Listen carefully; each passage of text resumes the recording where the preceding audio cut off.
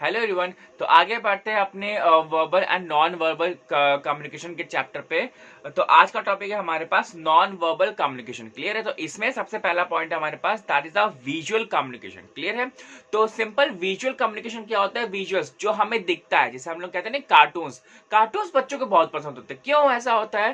Because they are very very much colourful. ठीक है, बहुत ही अच्छे होते हैं, बहुत अच्छे अच्छे गैजेट्स निकालते हैं, जैसे आपका डोरेमोन हो जाएगा। क्लियर है? तो और मतलब उनका एक पिक्चराइजेशन ऐसा होता है जो बच्चों को देखने में बहुत अच्छा लगता है। क्लियर है? और आजकल जो टेक्नोलॉजी जो आ गई है, जो टीचर्स जो होते हैं आपके स्कूल वगैरह में भी, वो आपके कैसे वो पढ़ाते हैं, वो ऑडियो विजुअल, जैसे कहते हैं ना कि स्मार्ट क्लासेस। क्लियर है? तो बिल्कुल सेम वे में। क्लियर है? तो हम लोग देखते हैं ना कि जैसे मान लीजिए हमने फास्ट एंड फ्यूरियस देखे, तो हम लोग कहते हैं ना यार उसने विन डीजल ने एक बिल्डिंग से दूसरी बिल्डिंग में कार जंप कराया, तो मतलब वो अब हमें ध्यान रहेगा कि इसने ऐसा एक स्टंट किया हुआ था। क्लियर है?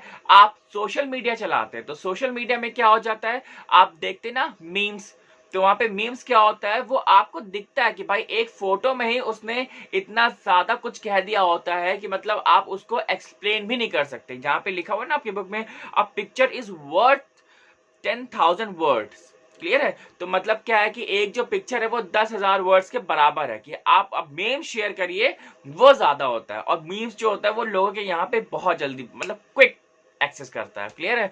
नेक्स्ट टॉपिक हमारे पास ओरल कम्युनिकेशन। ठीक है, तो ओरल कम्युनिकेशन क्या होता है? अभी हम लोगों ने पढ़ा विजुअल कम्युनिकेशन। विजुअल मतलब कि हम लोग विजन से देखते हैं, आंखों से देख रहे हैं। ओरल मतलब that means to say we are going to hear. ठीक है, जिसे हम लोग बोलते हैं ना ऑडिटरी। क्लियर है? बेल, हॉर्न्स, ठीक है, या किसी की आवाज, तो ये चीजें क्या हो जाएंगी, वो आपकी ऑडिटरी में आ जाए। क्लियर है?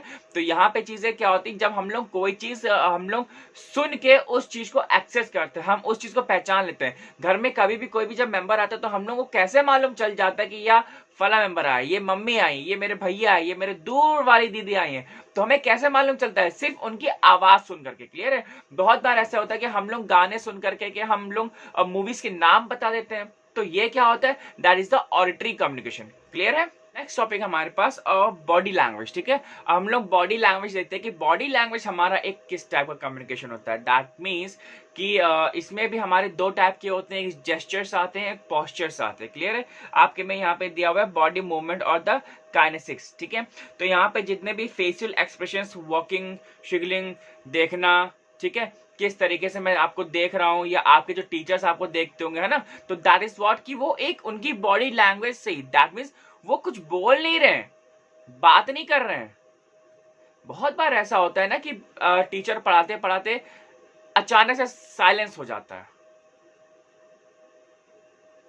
दैट मीन्स कि ही वॉन्ट्स द अटेंशन, कि मतलब किसी ने क्लास में कुछ डिस्टर्बेंस की है, किसी ने कुछ शैतानी की है, तो इसीलिए वो टीचर क्या होता है, वो बिल्कुल साइलेंट, मतलब पिन ड्रॉप साइलेंस होता है। क्लियर है? तो वो एक उसका एक नॉन वर्बल कम्युनिकेशन, की ना बोलते हुए भी टीचर साइलेंट हो गया, तो उसने बहुत कुछ बोल दिया। क्लियर है? अब यहाँ पे आते हैं पॉस्चर्स। पॉस्चर्स मतलब कि आप अपने हल्का सा जो बॉडी का मूवमेंट होता है, उस पर कुछ वर्क ऑन कर रहे थे। ठीक है, पोजिशंस, मूवमेंट नहीं, पोजिशंस। तो various body positions may be use to convey the message. ठीक है, कभी भी आप ऐसे हैंड्स जो होते हैं ऐसे फोल्ड कर लेते हैं, ठीक है, या ऐसे कमर पे ऐसे हाथ रख लेते हैं, या हिप्स पे रख लेते हैं, तो that shows a very good amount of the communication. ठीक है, अगर आप पढ़ते हो कम्युनिकेशन, अगर आपको मालूम है कि क्या होता है, तो उसके बारे में भी एक लैंग्वेज होती है। क्लियर है?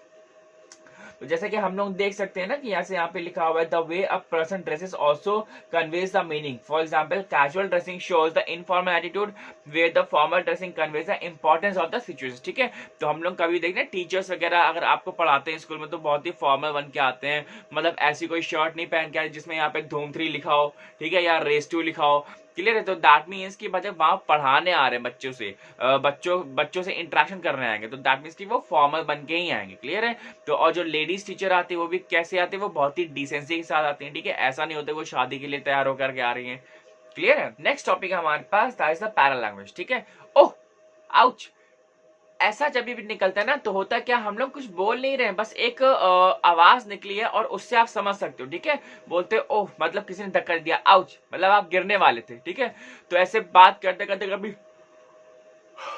यॉर्निंग आ गई, दैट मीन्स कि आप अटेंटिव नहीं हो, ठीक है, you are just going to the lazy platform. Clear है? तो चीजें यही होती है कि मतलब ना बोलते हुए भी आप बहुत कुछ बोल रहे हैं। नेक्स्ट पॉइंट है हमारे पास प्रॉक्सिमिक्स, ठीक है, तो इसको हम लोग एक एग्जाम्पल समझते हैं।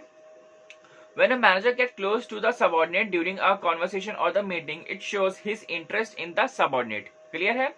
Proxemics is an important part of non-verbal communication and it modifies the spoken word. Clear है?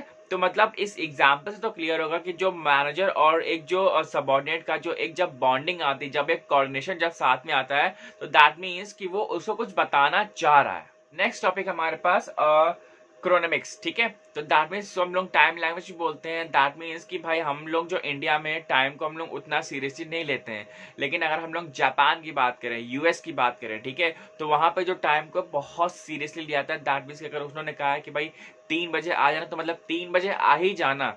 इंडिया में कहा है 3 बजे, तो भैया पता लगा 4 बजे आ रहे हैं, 5 बजे आ रहे हैं। क्लियर है?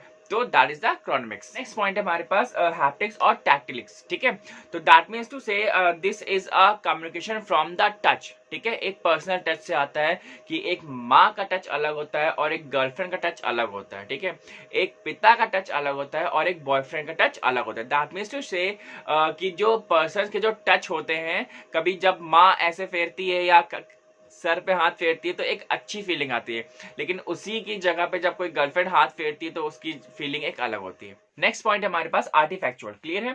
तो यहाँ पे चीजें क्या होती हैं, जो एक पर्सन का जो एक ड्रेसिंग सेंस होता है, उसका जो हेयर स्टाइल होता है, उसका जो शेव रखने का जो तरीका होता है, that to contain a meaning, ठीक है, उसका भी एक मतलब होता है।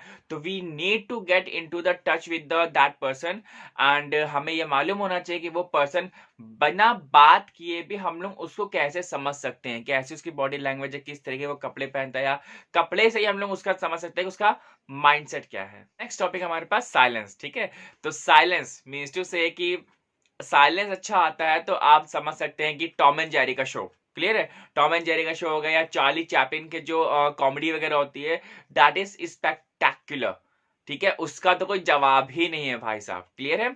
तो बस आज के लिए इतना ही रखते हैं। आई होप कि जितने भी जो नॉन वर्बल कम्युनिकेशन हैं आपको अच्छे समझ में आएंगे, एंड अगर कोई भी दिक्कत है तो आप मेरे को कमेंट कर सकते हैं और व्हाट्सएप को भी ज्वाइन कर सकते हैं। क्लियर है? तो आज यहीं तक रखते हैं। Till then bye bye and thank you very much.